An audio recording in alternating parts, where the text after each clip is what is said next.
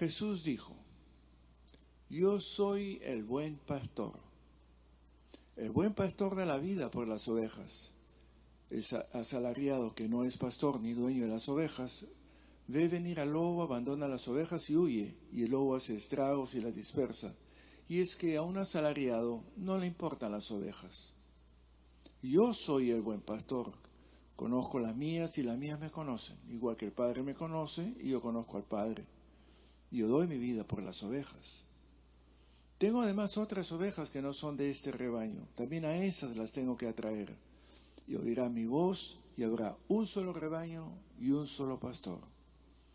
Por eso me ama el Padre, porque yo entrego mi vida para poder recuperarla. Nadie me la quita, sino que yo la entrego libremente. Es palabra del Señor.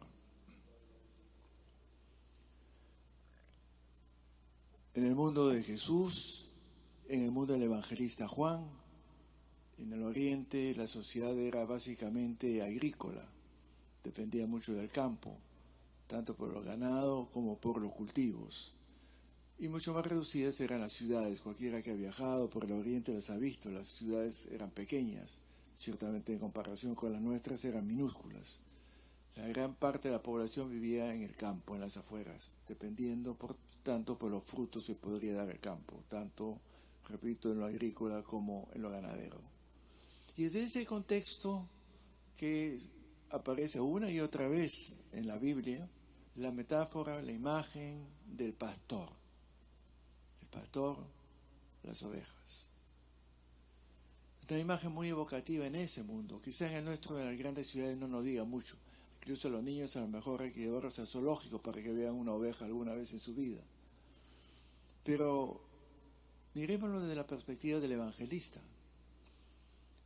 Jesús es presentado diciendo que Él es el buen pastor. Por tanto, se contrasta con otros que no son buen pastor. Pastor es el que guía, que protege, que acompaña, defiende sus ovejas. Lo contrasta con el pastor que no las tiene como propias, sino que simplemente lo hace por una paga del asalariado. Jesús dice: yo soy el buen pastor. Son mías, yo las cuido, las acaricio, me preocupo por ellas, las defiendo. Y resalta una y otra vez: doy mi vida por las ovejas. El centro de la atención en el pasaje no está en las ovejas en sí, sino en la figura de Jesús. Por tanto, está de más decir que somos una suerte de grandioso rebaño o borregos. No, por ahí no va el asunto. Es Jesús que se presenta como: yo soy buen pastor. Por tanto, en contraste con otros tantos en el medio ambiente que lideran, que guían o que quieren guiar y se presentan como pastores. Pero ¿son buen pastor? El pastor que es bueno da su vida, y ahí es donde se distingue. Se desvive él por ellas. Ellas están en primer lugar. Arriesga su pellejo y su vida por ellas. Y lo hizo Jesús. Se dio por su pueblo, para levantarlos, sentir que están acogidos, son comprendidos, incorporados. Y se la jugó. Los pastores de su tiempo, en tiempo de Jesús, los líderes religiosos y políticos, porque en ese mundo no se hacía distinciones, eran suerte teocracias. Esos están más interesados en lo que puedan sacar de sus ovejas. Y Jesús contrasta: yo soy el buen pastor. Y el primer rasgo del buen pastor es el que da su vida por las ovejas. Lo reitera 3 veces en el pasaje. Da la casualidad que justamente este evangelio, que tiene un clarísimo tono político, se nos presenta este fin de semana en que estamos revueltos con tantos, entre comillas, pastores que se nos presentan, no solo en el campo de lo político, que lo tenemos en abundancia industrial, sino también en el campo de lo religioso, campo de lo ideológico. Cada uno nos ofrece su guía, su propuesta, pero de entre ese mar de personajes que se nos presentan, ¿cuál de ellos o cuáles podríamos decir son como Jesús, modelo de buen pastor?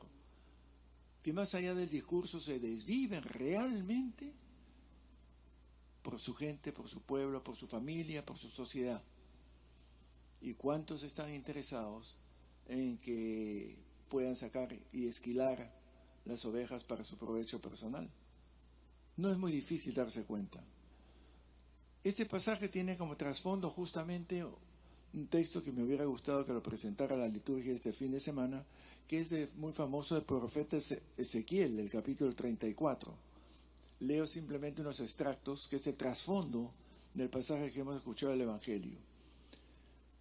En Ezequiel 34 leemos: dice el Señor que por cuanto mi oveja, mi rebaño, fue expuesto al robo, mis ovejas fueron presa de todas las fieras sin pastor, ni mis pastores, los líderes, por lo tanto, buscaron a mis ovejas, sino que los pastores se apacentaron a sí mismos y no apacentaron a mis ovejas. Por eso, escuchen, pastores, líderes, o propuestos como líderes.